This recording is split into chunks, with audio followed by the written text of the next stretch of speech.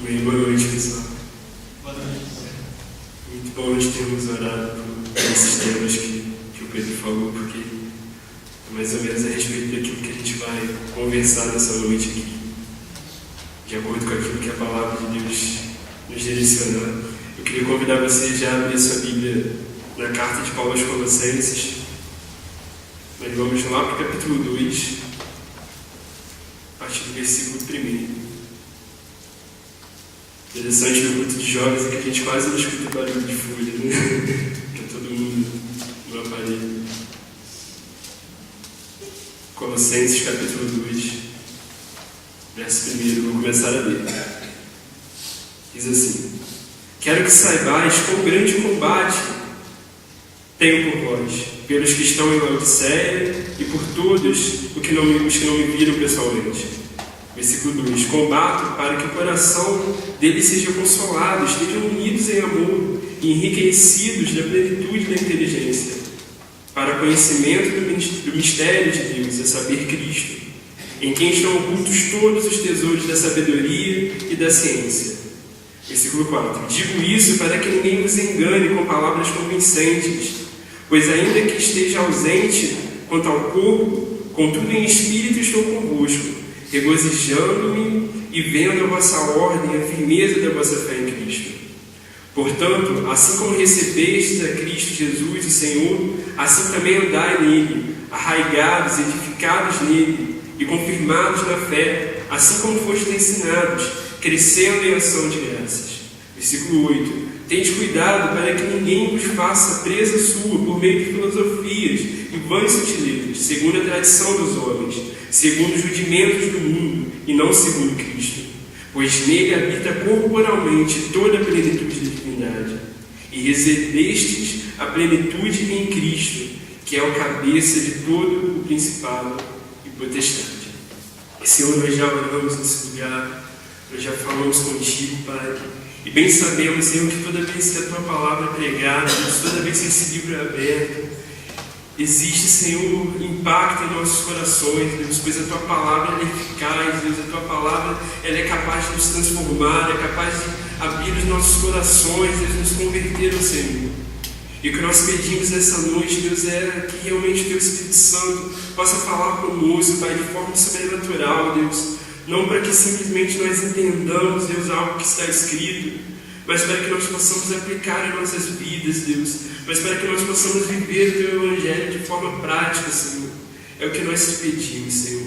Que o nosso coração seja aberto, Deus, seja iluminado pelo Teu Espírito Santo, Deus, para que realmente nós experimentemos, Senhor, a plenitude de Te conhecer através da Tua palavra. Essa é a nossa oração nessa noite, em nome de Jesus. Amém. Eu queria começar com uma pergunta. Vocês acham, é uma pergunta meio óbvia, mas para a gente iniciar o assunto acho que é necessário, que uma pessoa ela pode receber influência direta de uma outra pessoa? Acho que sim, né? Que, portanto, andar perto e estar junto, às vezes por todo um dia ou por parte de um dia, você começa a falar igual àquela pessoa, talvez. Ou então, portanto, andar, você começa até a se vestir igual, a se vestir parecido, a andar igual, o seu jeito de andar, o seu jeito de falar, e até, quem sabe, começa a pensar parecido. Portanto, que o dia a dia vai criando afinidade, você vai convivendo com aquela pessoa, ou com aquele grupo de pessoas, e portanto, estar naquele meio, você começa a se acostumar e a ficar parecido com aquelas pessoas que estão próximas. Acho que isso é possível, não é? A gente vê isso de forma bem clara no dia a dia. Você acha que essa influência, além de acontecer por meio de uma pessoa próxima a você, ela pode acontecer por meio da mídia, por exemplo?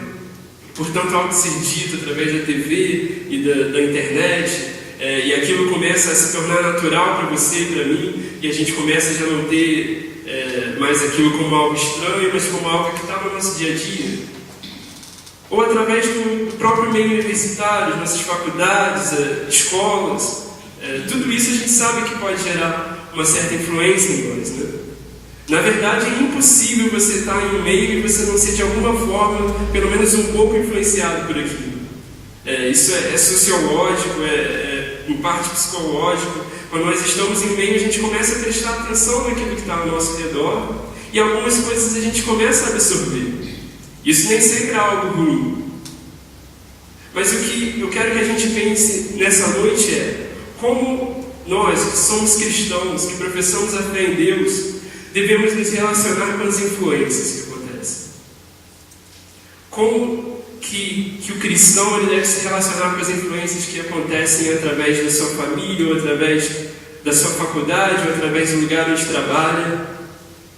E acho que mais importante do que a pergunta de como um cristão deveria se relacionar é como um cristão de fato tem se relacionado hoje com esse tipo de influência.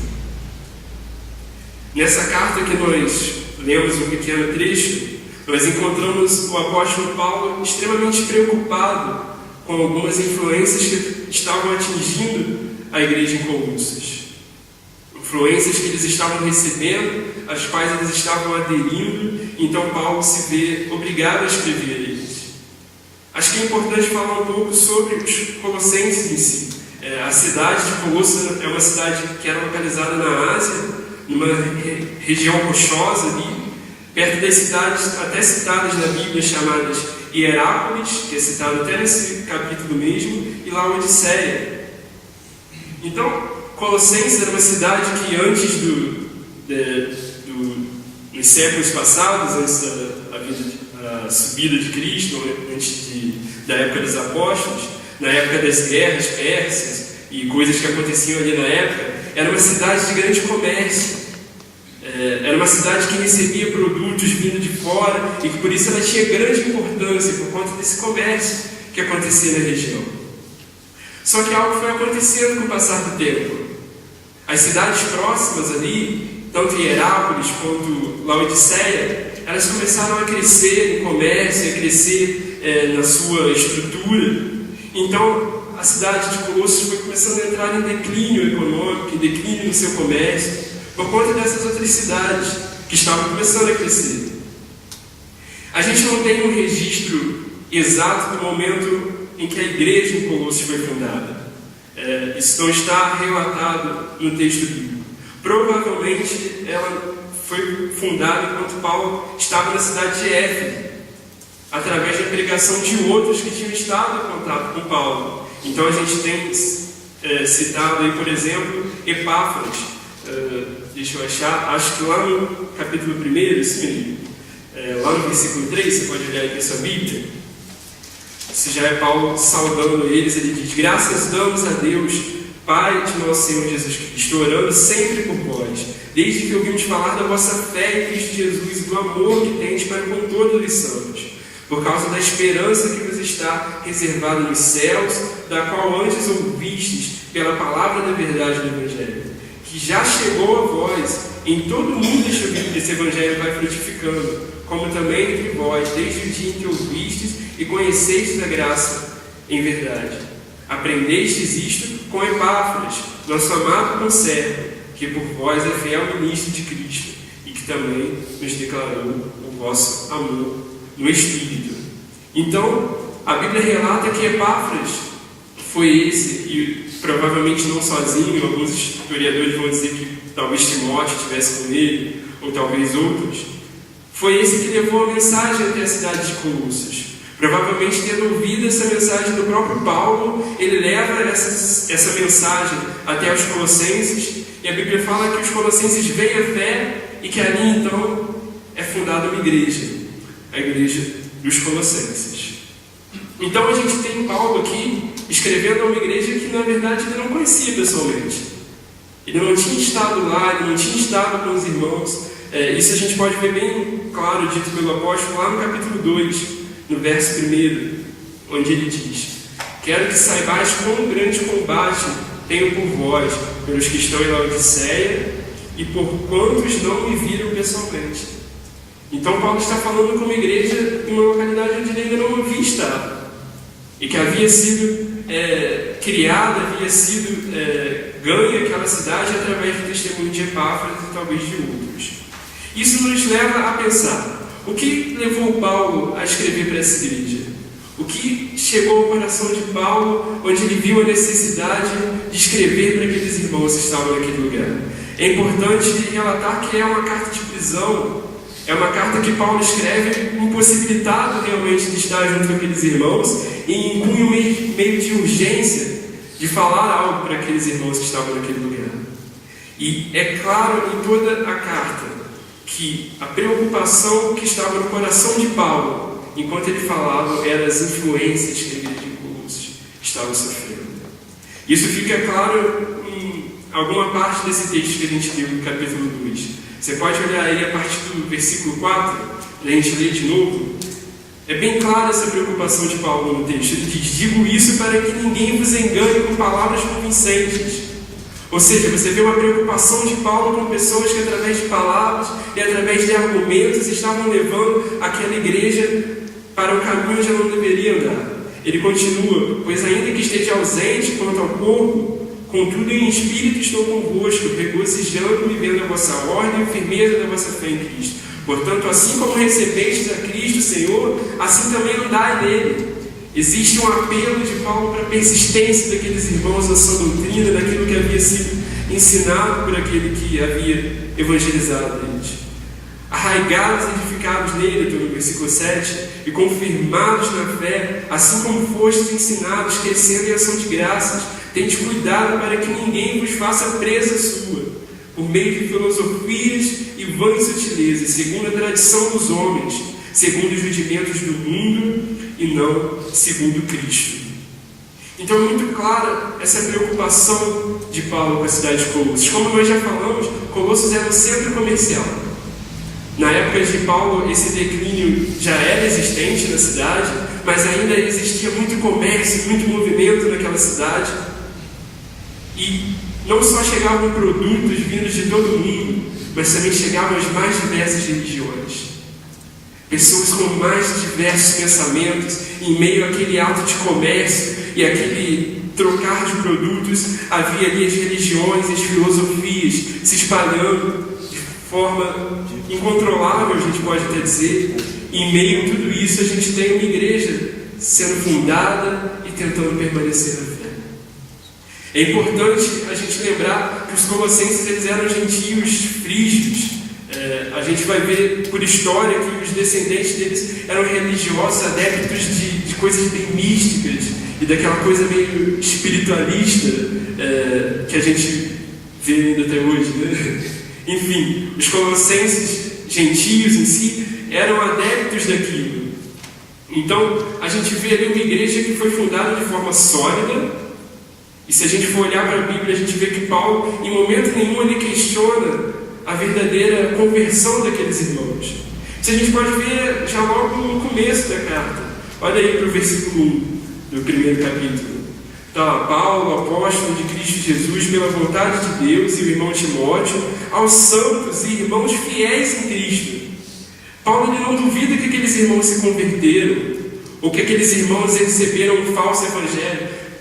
Pelo contrário, Paulo ele elogia Epáfras e diz que Epáfras fez um ótimo trabalho na pregação do evangelho naquela cidade e que eles realmente ouviram o evangelho verdadeiro. Só que existe uma preocupação, porque Paulo sabe de todas aquelas filosofias que estão ao redor da igreja e como tudo aquilo pode entrar na igreja e roubar da igreja o verdadeiro evangelho pelo qual Jesus morreu, pelo qual Paulo estava preso e pelo qual a pregação se espalhava em todo o mundo.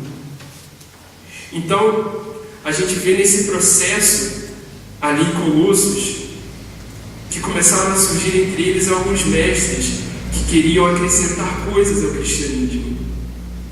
A gente pode ver, por exemplo, nesse capítulo 2, lá no verso 18, onde Paulo nos aconselha assim: ninguém vos prive do prêmio, alegando humildade, oculta aos anjos, baseando-se em visões, infatuado sem motivo algum da sua mente carnal.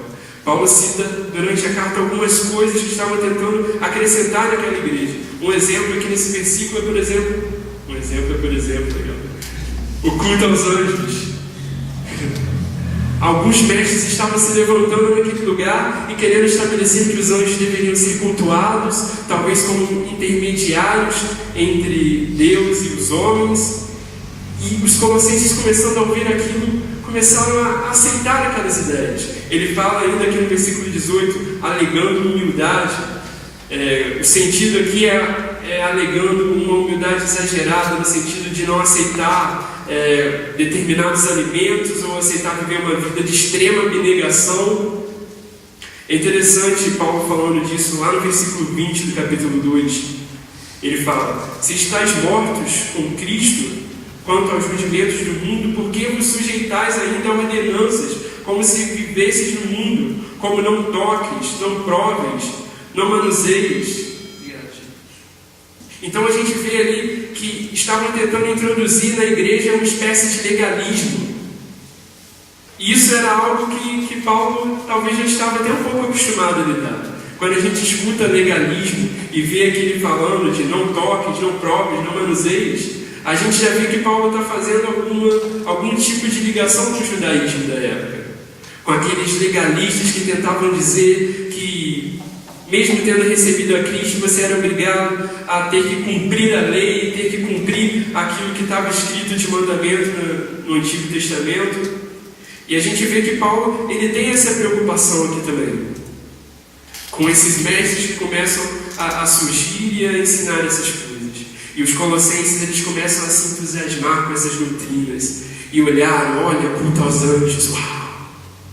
Olha só, o cara está cultuando anjos como ele é espiritual, né? Ou então começaram a ver ali aquela humilhação, aquela abnegação exagerada a nível de legalismo mesmo. E olha, essa é a doutrina, essa é a coisa atrativa, essa é a coisa popular da época. E nesse meio a gente tem Paulo escrevendo essa carta. E aí a gente começa a pensar, será que a leitura dessa carta, será que o ensino dessa carta é somente para os colossenses? Será que somente naquela época dos colossenses tinha esse tipo de problema? De falsas doutrinas tentando se arraigar na igreja, de filosofias vindo de fora e tentando se acrescentar ao cristianismo? Você olha lá para o capítulo 4 agora, a partir do versículo 15, ele fala: saudai os irmãos de Laodiceia, a Ninfa e a igreja que está em sua casa. Depois que esta epístola tiver sido lida entre vós, fazei que também o seja na igreja dos laodicenses. E a que veio de Laodiceia, leia vós também. O que Paulo está falando aqui é o seguinte: a carta que vocês receberam, faça que ela também seja lida lá em Laodiceia. E a carta que eles receberam lá, vocês também leiam aí. Paulo ali já está demonstrando que aquela carta e aquilo que ele estava escrevendo para os colossenses não era somente para os colossenses, mas que tinha importância para toda a igreja. Porque Paulo sabia que em todo lugar onde existe uma igreja fundada, onde existe um povo que se professa como povo de Deus, existirão falsas doutrinas tentando entrar e destruir o que está sendo feito. Existirão falsas filosofias tentando entrar e destruir a simplicidade que existe no cristianismo. Acho que Paulo sabia que desde que a serpente falou com Eva e falou: olha, Deus na verdade não quer que vocês sejam iguais a Ele. Desde aquele momento, Paulo sabia que por toda a história existiriam heresias. Existiriam pessoas que, a exemplo da serpente, porque não tem inspiração da serpente, tentariam enganar e tentariam furtar da igreja a sã doutrina. Então, eu acho que não precisa ser nenhuma pergunta, acho que pode ser uma afirmação que ainda é assim nos dias de hoje. Que ainda existem filosofias e ataques que a igreja recebe, vindo tanto daquilo que é de fora, como daqueles que até se dizem de dentro. E mesmo em meio a tudo isso, mesmo em meio a tantos ataques, a palavra de Deus, ela nos diz como lidar, nos diz como nós devemos nos comportar diante disso. É interessante que alguns negam que Paulo tenha escrito essa carta aos Colossenses por conta de algo que aconteceu no século II, que foi o surgimento do gnosticismo. E eles falam que o que o autor de Colossenses parece estar combatendo em todo o tempo é esse gnosticismo. E que então Paulo não poderia ter escrito essa carta porque foi algo que veio só depois. Na verdade, isso só mostra pra gente como as heresias vão se repetindo à medida da história. Do mesmo jeito que lá atrás existiam pessoas que falavam que Jesus Cristo não era Deus, a gente sabe que hoje ainda existe isso. Existem filosofias que ainda negam que Jesus é o Filho de Deus, que ainda negam que Deus é Senhor sobre todas as coisas. Então fica claro para nós que essa carta é relevante para hoje e que os ensinamentos dela precisam ser trazidos para a nossa vida. Vamos pensar um pouco sobre esses ataques que a igreja sofre. Esses ataques podem vir tanto de fora quanto dos que se dizem de dentro. E vamos começar falando daqueles que vêm de fora. Você acha que aqueles que vão atacar a igreja, eles vão entrar ali subir pelaquela escada, entrar por ali, vir pelo corredor e gritar aqui dentro: olha, Jesus não é Deus, Jesus não é Senhor? A gente sabe que isso não acontece, né? Porque esses ataques, eles acontecem de forma pessoal. O ataque, a infiltração da filosofia, a tentativa de dizer que Jesus não é Deus, não acontece aqui dentro. Não entram aqui para te dizer isso. Isso vai acontecer lá no seu trabalho, por exemplo.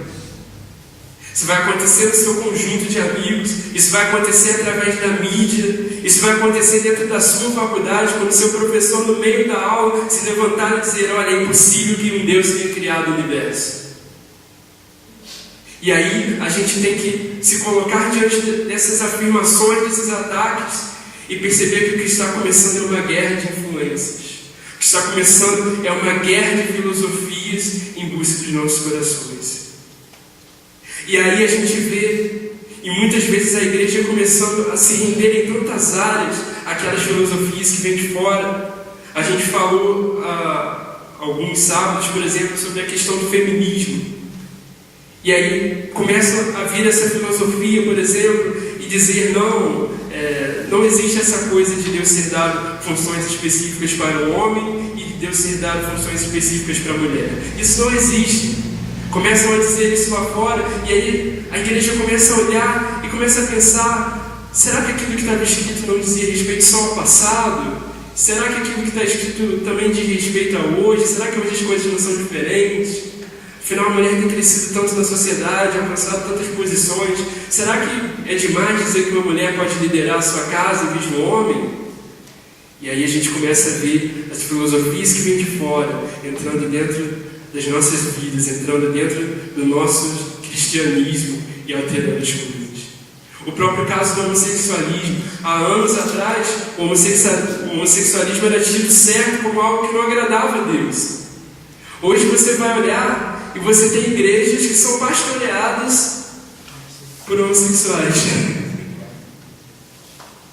Algo que talvez no passado nunca fosse ser aceito. A gente vê que com o passar do tempo, as pessoas que foram olhando e foram se acostumando. Isso é normal, isso é biológico, a pessoa nasceu assim, a gente tem que respeitar. Deus criou ele assim. E aí essas ideias vão entrando, esses raciocínios vão sendo agregados ao cristianismo. E é interessante observar que em nenhum desses casos o cristianismo é excluído.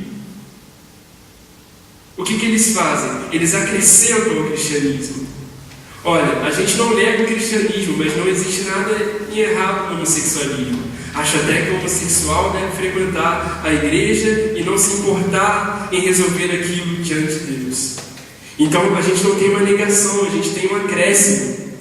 E o cristianismo, ele não aceita acréscimos. O cristianismo é a palavra final de Deus, o cristianismo é a revelação final de Deus, ele não pode ser alterado. E aí a gente começa a ter contato com tudo isso que vem de fora, e aí dentro aqui da igreja você escuta: Deus é bom, Deus ama homens pecadores, como nós cantamos aqui, que através do sangue de Jesus existe libertação, através do sangue de Jesus existe nova vida, existe redenção.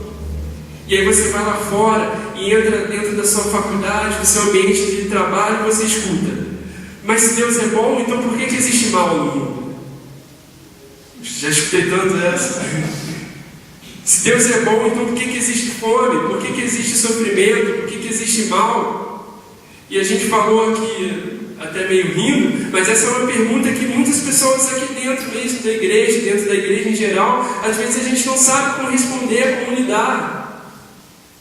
Talvez se eu perguntasse aqui, alguns me respondessem de forma bem direta, bem firme a essa pergunta: por que existe mal? Por que existe sofrimento? Mas talvez alguém fosse balançar talvez não fosse para alguém algo tão simples de responder. Não sei se eu vou para o próximo ponto, se eu respondo.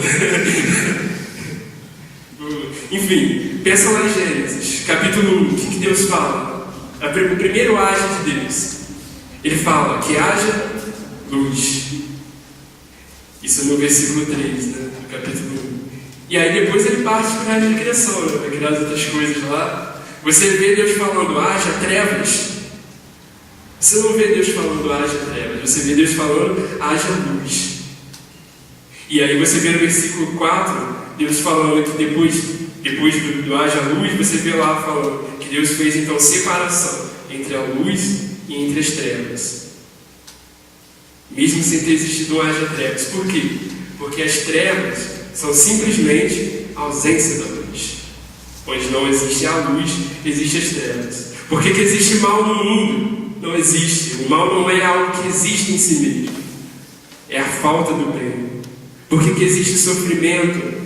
É a falta do bem. Da onde vem esse bem? Que vem de Deus. Então, quando a gente se vê diante de perguntas como essa, a gente deveria, na verdade, se envergonhar e saber que se existe mal no mundo, existe por minha conta, por falta de Deus na minha vida, na vida das pessoas. É algo que a gente já fala há bastante tempo, trazendo para essa coisa da fome, por exemplo, que não existe falta de alimentos, né? Que o que existe é a má distribuição desses alimentos ao redor do mundo. Então, por que existe fome no mundo? Se Deus existe. Existe porque o homem não sabe compartilhar. Existe porque estamos tão cheios da maldade, com tanta falta de Deus, que não temos a capacidade de distribuir de forma que seja justo para todos. Então, é um exemplo que dá, voltando para o nosso tema. Mas como vem esse tipo de noção? Como a gente pode dizer, por exemplo, diante dessas perguntas, argumentos bíblicos e de forma bíblica mostrar a visão do cristianismo? Isso precisa vir através de estudo e de amor pelas Escrituras e essas reveladas por Deus. É o que nós começamos falando aqui, o que nós oramos aqui nessa noite. Se nós não conhecemos as Escrituras, se nós não conhecemos a Palavra de Deus, nós não temos como nos defender dos ataques que vêm. Se o Espírito Santo, através da Palavra, não colocar em nossas bocas aquilo que nós devemos falar quando formos atacados, nós não saberemos como lidar. Que nós tenhamos instaurado esse amor pela Palavra de Deus, esse zelo por conhecer a Escritura, saber quem Deus é através das Escrituras. Olha de novo para a sua Bíblia, no capítulo 2, Colossenses, lá no verso 18.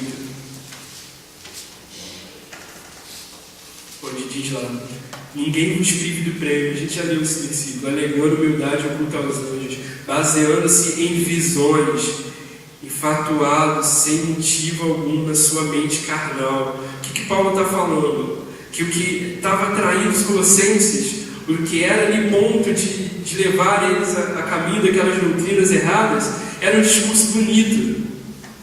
Eram argumentos bem feitos e bem planejados. E quantos argumentos nós temos ouvido, seja nas faculdades, seja nas escolas, seja lá fora, quantos argumentos bem embasados de pessoas que se dizem doutores ou mestres. E aí você escuta aquilo e você, uau, mas o cara é mestre, ele é doutor. Então o que ele está falando deve ter algum sentido.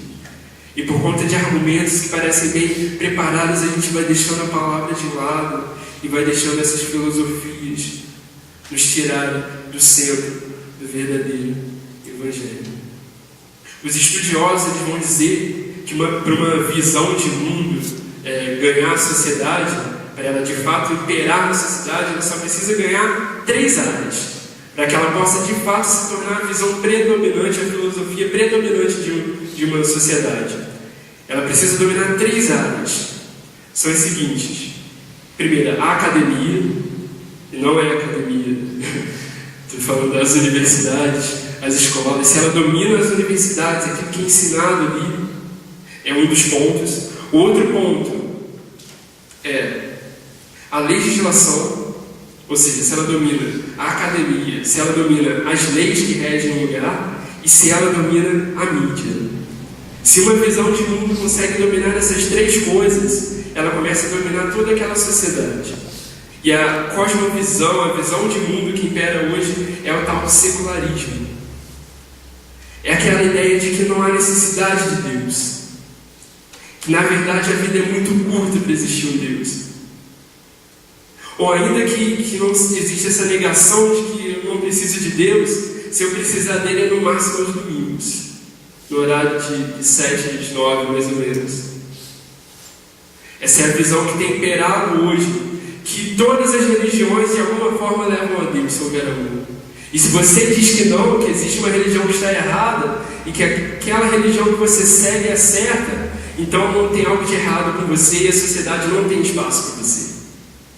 É isso que tem sido dito hoje, é isso que impera na nossa sociedade de hoje, e a igreja tem sido atacada por essas coisas. E nós precisamos, em meio a tudo isso, nos voltar para a palavra de Deus e negar todo esse relativismo que existe. A palavra de Deus, ela não aceita acréscimos, como nós já falamos. Ela é final na vida de Deus. Além das influências que vêm de fora, das filosofias que vêm de fora, tentam atacar a igreja, a gente tem aquelas disfarçadas que vêm até de dentro mesmo, de movimentos que se dizem cristãos e que levam o sobrenome gospel, mas que não trazem na sua veracidade o evangelho pelo qual Cristo morreu. Então, a gente pode ver alguns exemplos de coisas que surgem com mente, com o sobrenome evangélico, mas que não são de fato cristãs. E é interessante, antes de falar delas, que elas surgem da própria palavra mal interpretada. Nosso estudo da palavra não pode ser frio. Na verdade, é impossível que ele seja frio. O estudo da palavra, a leitura da palavra deve ser feita através de inspiração, de iluminação do Espírito Santo, que abre os nossos olhos para enxergar as verdades que estão contidas aqui, para a minha vida, para a sua vida. Um exemplo de coisa que leva sobrenome ao Evangelho. Peguei exemplos soltos, por exemplo, a teologia da libertação. É uma teologia católica, mas que tem seu correspondente no Evangelho, mas eu vou me guardar de citar. É a seguinte a ideia. A prioridade do Evangelho são os pobres. É o ponto, por exemplo, da teologia da libertação. E a nossa luta deve ser para promover a igualdade social de forma que esses pobres venham a subir, porque o foco do Evangelho é unicamente eles. Então, uma ideia agregada aí, por exemplo, é que quando nós fazemos obras sociais, simplesmente pelo fato de fazer, o Evangelho já está sendo pregado na sua totalidade. A um olhar rápido, é até bonito, né? A um olhar, sem uma maior análise, mas aí a gente se depara com o texto, por exemplo, lá em 2 Timóteo 2, onde Paulo vai falar: olha, ordeno que vocês levantem mãos santas e orem por todos os homens, sejam reis, sejam tronos, sejam soberanistas, que vocês orem por todos, porque é o desejo de Deus que todos se salvem e cheguem ao conhecimento da verdade. E aí você lê aquilo e você olha, mas o centro do Evangelho não é somente os pobres. O Evangelho de Deus é para todo homem, em todo lugar, né? De toda a classe social. E aí você vê, por exemplo, essa questão da obra social, e você vê Jesus falando lá aos discípulos na conhecida grande comissão, né? Você tem Mateus 28, por exemplo, e aí você vê lá Jesus falando: olha, ide por todo mundo e fazer obra social até o final do tempo. Não é isso que a gente vê, né? A gente vê ele falando: ide fazer discípulos de todos os povos, batizando e ensinando a obedecer todas estas coisas que ele mandou. Então a obra social não tem espaço no Evangelho? Não, ela tem um objetivo próprio, de ser canal, para que uma vez sendo feita, o Evangelho possa ser sim pregado na sua totalidade. Porque quando você faz, e quando você vai até aquele que está necessitado, e você leva o alimento que ele precisa, ele talvez vai olhar para você e vai perguntar: mas por que você está fazendo isso? Quando ninguém mais faz. Quando a gente vive em meio a uma crise, talvez você tenha pouco até para você. Por que você está vindo aqui me trazendo isso? E aí você vai poder dizer: porque lá atrás, lá no passado, alguém que tinha de tudo, se despiu desse tudo e morreu numa cruz para que eu pudesse ter vida. Então hoje eu não posso ser displicente com a sua falta, com a sua necessidade. E aí sim, as coisas começam a se encaixar no seu verdadeiro lugar. Quer ver um outro exemplo de coisa que nasce com sobrenome gospel, mas que, quando melhor analisado, a gente vê que não é bem por aí? É o tal desse materialismo da prosperidade neopentecostal, né?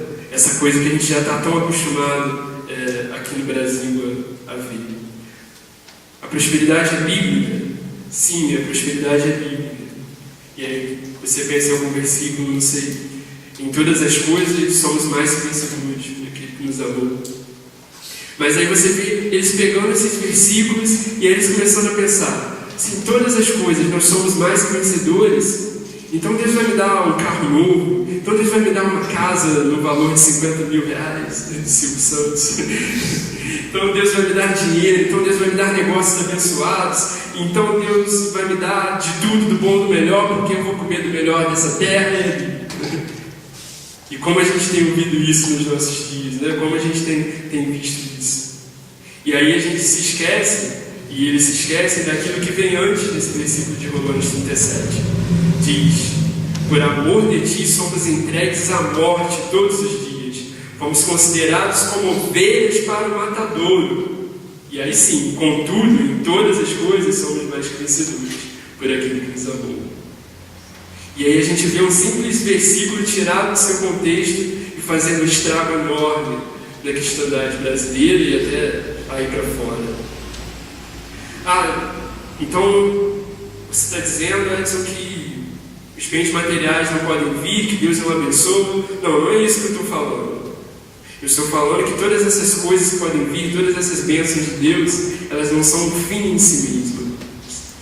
Eu ouvi uma música ontem, acho que foi ontem, até estava mostrando para o Pedro agora, eu fiquei ouvindo a música. Sabe quando você escuta uma música e você fica o dia inteiro ouvindo a música? Foi tipo assim: minha mãe está ali de prova, que eu fiquei o dia inteiro ouvindo essa música. E a música tinha uma frase muito interessante no final da estrofe, que falava que tudo aquilo que Jesus oferece, Ele é. E eu achei essa frase interessante demais, pensando nessa questão do materialismo. Porque o materialismo e a prosperidade vai dizer: olha, Jesus tem isso para te dar, Jesus tem aquilo para te dar. Mas na verdade, tudo aquilo que Jesus oferece, Jesus é. O que significa isso? Jesus, Ele não tem a vida para te dar, Ele não tem a vida para me dar. Jesus é a vida que Ele dá. Jesus, Ele não tem a paz para te dar, ou Ele não tem a verdade para te dar. Jesus Cristo é a paz, Jesus Cristo é a verdade. Então é interessante que até no nosso relacionamento com Deus, não é uma questão de um Jesus que me dá coisas, é uma questão de um Jesus que dá a si mesmo. É uma questão de um Jesus que se dá ao relacionamento comigo, com você. As coisas vêm, as coisas materiais vêm, mas vêm para serem usadas para a glória de Deus, para que em todas as coisas Ele seja glorificado e o Evangelho seja pregado. Diante esses foram exemplos de doutrinas que se levantam através de textos mal interpretados para nos atacar, mas a gente poderia se perguntar: como então a gente se defende dessas doutrinas? E a forma e o meio dado por Deus é através do estudo da palavra iluminado pelo Espírito Santo. Essa é a defesa de Paulo aos Colossenses, que eles não abandonassem aquele evangelho que eles tinham ouvido de forma fiel através de Epáfras, que eles não quisessem acrescentar coisas simplesmente por elas parecerem belas, por elas parecerem bonitas, por elas aparecerem atraentes, por eles não quererem acrescentar ao evangelho algo que o evangelho não era. É interessante que os judeus antes da época provavelmente usavam a Escritura, utilizavam os textos do Antigo Testamento para tentar dizer aos gentios que eles tinham que guardar a lei. Ou você olhar até para os evangelhos e você vai ver que Satanás usou as Escrituras para falar com Jesus, para tentar Jesus, para levar Jesus a fazer algo que não era para ele fazer, que não era a vontade de Deus que ele fizesse. Então, nós precisamos estudar a palavra, mas não segundo a visão de homens, mas iluminados pelo Espírito Santo de Deus, que nos revela a palavra, que aquilo que eram letras começa a se tornar verdade na minha vida, começa a se tornar algo vívido, começa a se tornar algo puro. Então a gente precisa restaurar em certa parte um pouco do nosso senso crítico. Será que tudo aquilo que eu estou ouvindo, que tem sobrenome gospel, que tem sobrenome de fé, realmente é algo que está embasado nas Escrituras? Porque naquela época esses mestres que se levantavam e falavam aos colossenses, provavelmente eram pessoas do próprio convívio deles, pessoas que estavam ali junto com eles, pessoas que talvez eles viram chegar à conversão e que estavam ali tentando colocar falsas doutrinas dentro da igreja. Há um mês para trás, uns meses, um cantor cristão, vou falar o nome, mas você vai saber quem é, mandou aquela frase, né? A cruz não demonstra o nosso pecado, mas sim o nosso valor.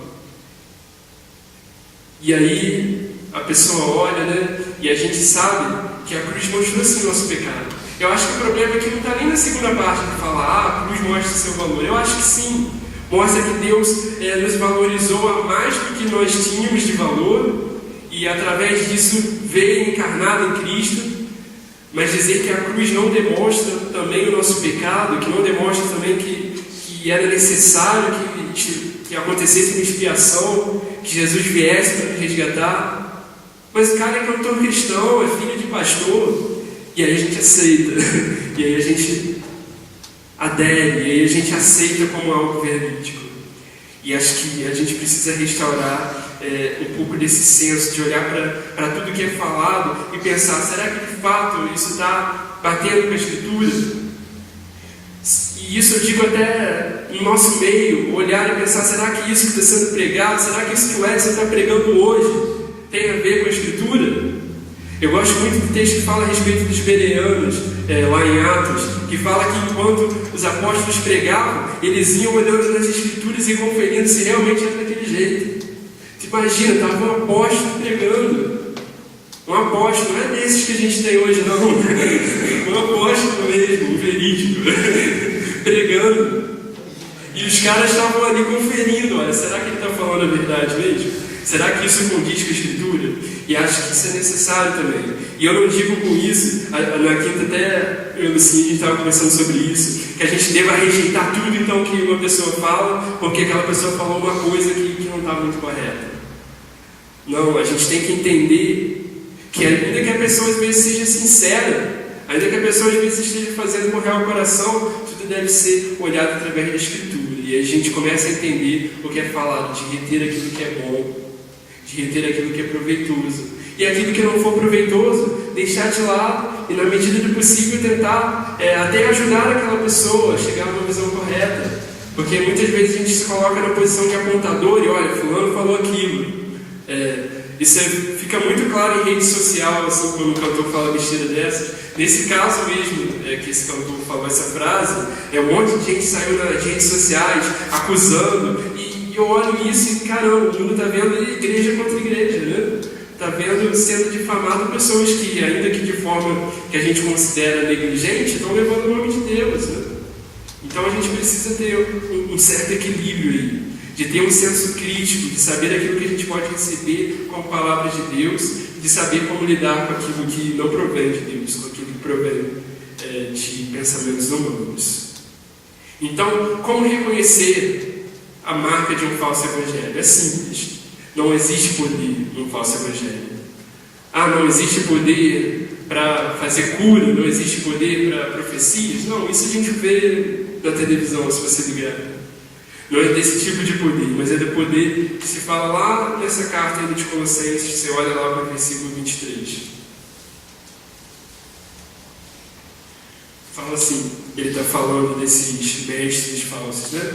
Colossenses 2, 23. Tem, na verdade, aparência de sabedoria, em culto voluntário, humildade fingida, severidade para com o culto, mas não tem valor algum contra a satisfação da carne. Que poder que não existe no evangelho falso? Não existe poder para vencer a carne. Não existe poder para vencer o pecado. E aí se levanta o evangelho falso e faz barulho, e faz festa, e faz estardalhaço, e aí daqui a pouco você vê um pecado aparecendo. Aí daqui a pouco você vê uma queda, e você olha, nossa, caramba, como isso foi acontecer? E aí você percebe que aquele evangelho que era pregado não tinha poder, porque não tinha veracidade, não tinha apontamento para aquilo que Jesus Cristo fez. Então, qual é a defesa de Paulo? Como Paulo instrui os colossenses a permanecerem firmes na fé do Evangelho? Como ele faz isso? Ele faz isso através da exposição do Evangelho verdadeiro. E aí, para a gente terminar, você vai lá para Colossenses, no capítulo 1, a partir do versículo 9. Por esta razão, nós também, desde o dia em que ouvimos, não cessamos de orar por vós e de pedir que sejais cheios do pleno conhecimento da sua vontade, em toda sabedoria e entendimento espiritual. E oramos para que possais andar dignamente diante do Senhor, agradando-lhe em tudo, frutificando em toda boa obra e crescendo no conhecimento de Deus, corroborados com toda a fortaleza, segundo a força da sua glória, em toda paciência e longanimidade, com alegria, dando graças ao Pai, que nos fez idôneos para participar da herança dos santos na luz. E aqui Paulo começa a sua exposição. Ele nos tirou do poder das trevas e nos transportou para o reino do Filho de seu amor. Eu podia até parar a leitura aqui. Você percebe esse poder do verdadeiro Evangelho? A Bíblia fala que nós estávamos em um reino, nós estávamos sob o poder das trevas, e Ele nos transportou para o reino do Filho de seu amor. Esse é o verdadeiro Evangelho, essa é a base do Evangelho. Pessoas, homens pecadores, e que não mereciam a salvação, e que não teriam como pagar pela sua salvação, sendo alcançados pelo próprio Deus e regenerados pelo próprio Deus através da morte de Cristo. E aí, como nós podemos aceitar pessoas em nosso tempo querendo vender a salvação, seja através de itens, e aí você compra uma água tal, e se você usar dessa água que veio do monte em Israel, não sei aonde, e aí a gente quer vender o Evangelho, quando a Bíblia nos fala que Ele, pelo seu poder, nos tirou das trevas, nos transportou para o reino do Filho de seu amor, em quem temos a redenção pelo seu sangue, a saber, a remissão dos pecados, de forma gratuita, através da graça de Deus, que veio até os nossos corações e nos trouxe de volta, nos trouxe o olhar até Deus, nos trouxe a fé.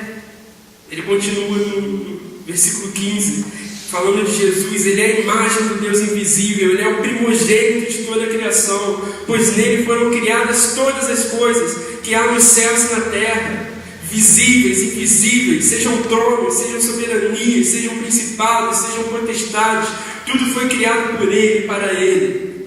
Ele é antes de todas as coisas, e todas as coisas subsistem por Ele. E Ele é a cabeça do corpo, a igreja. Quem que pensa é a cabeça? De onde deve vir a verdadeira filosofia, a verdadeira teologia, se não da cabeça, se não do próprio Jesus? Isso não pode sair lá fora, isso não vai sair das nossas faculdades, isso não vai sair nos nossos trabalhos, isso vem do próprio Cristo. É de lá que deve vir a nossa regra de vida. É de lá que deve vir os regimentos, a cosmovisão que rege o nosso andar. Verso 18, vou ler de novo. Ele é a cabeça do corpo, a igreja. É o princípio primogênito dentre os mortos, para que em tudo tenha preeminência. Pois foi do agrado do Pai que toda a plenitude nele habitasse, e que, havendo por ele feito a paz, pelo sangue da sua cruz, por meio dele reconciliasse consigo mesmo todas as coisas, tanto as que estão na terra como as que estão nos céus. A vós também, que noutro tempo eram estranhos e inimigos na sua mente, pelas vossas obras mais. Quanto peso tem isso? A Bíblia fala que nós éramos inimigos.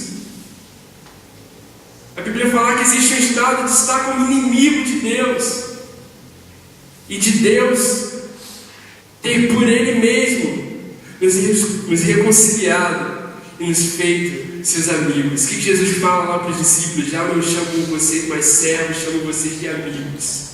Somos levados de inimigos de Deus, de inimigos que têm obras mais, a amigos de Deus com obras santas para a glória do nome dele. Ele continua lá no verso 22. Agora, contudo, vos reconciliou no corpo da sua carne pela morte, para perante ele vos apresentar santos, irrepreensíveis e inculpáveis, se é que permaneceis fundados e firmes na fé. E esse é o argumento da carne. Da carne é ótimo, né? Esse é o argumento da carne.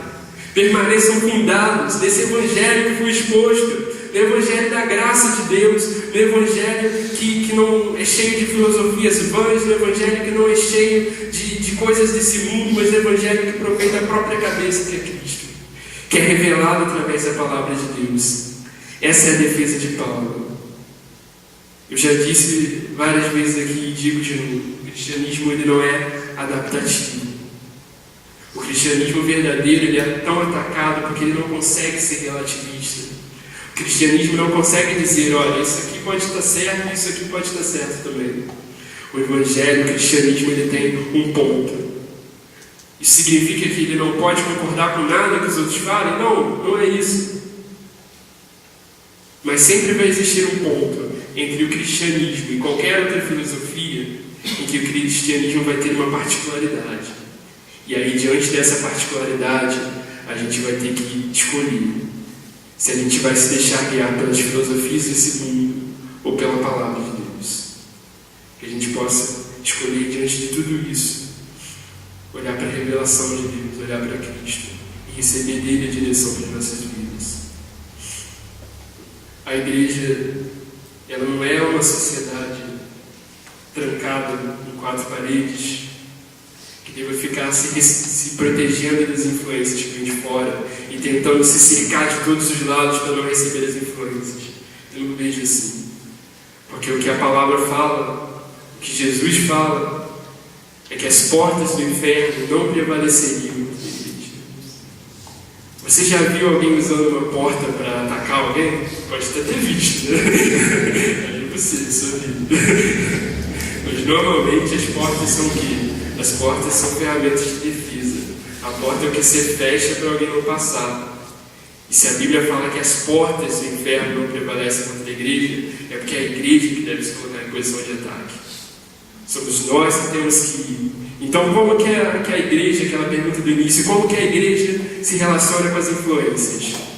A igreja ela não recebe as influências. Ela pode ver algo sendo lá fora, sendo feito lá fora, entender que aquilo tem base na palavra de Deus e até agregar, mas ela não recebe a influência vinda direto de fora. A igreja é que influencia. O que eu quero te desafiar nessa noite é mais do que resistir às filosofias que vêm de fora, mas é ter a capacidade de ser você um influenciador na sua faculdade, no seu trabalho, dentro da sua própria casa. A ser você aquele que, tendo olhado para a palavra de Deus e visto a verdade da palavra de Deus, poder proclamar o Evangelho de forma fidedigna, de forma real, de forma viva. O Evangelho que realmente traz transformação, o Evangelho que realmente traz vida. Eu queria que a gente orasse mais uma vez. Orasse para que a gente pudesse sim resistir a essas influências, mas para que nós possamos ser influenciadores. Orar para que nós pudéssemos ter um amor pela palavra de tal forma que a gente não consiga ver a palavra sendo deturpada. A gente não consiga ver a palavra sendo atacada e simplesmente aderir, simplesmente dar de ombros, mas para que a gente esteja pronto a em qualquer momento fazer a defesa necessária da nossa fé. Já curve sua cabeça, feche seus olhos, que a gente possa estar pronto a fazer a defesa da nossa fé. Sabe, o Evangelho ele não precisa ser muito defendido. O Spurgeon já falava isso, que o Evangelho ele é como um leão que está engaiolado. E tudo que você tem que fazer é abrir a gaiola. O leão ele já faz o estrago por ele mesmo. Assim o Evangelho. Senhor, é nesse Evangelho que nós cremos. No Evangelho que causa transformação de vida, Senhor.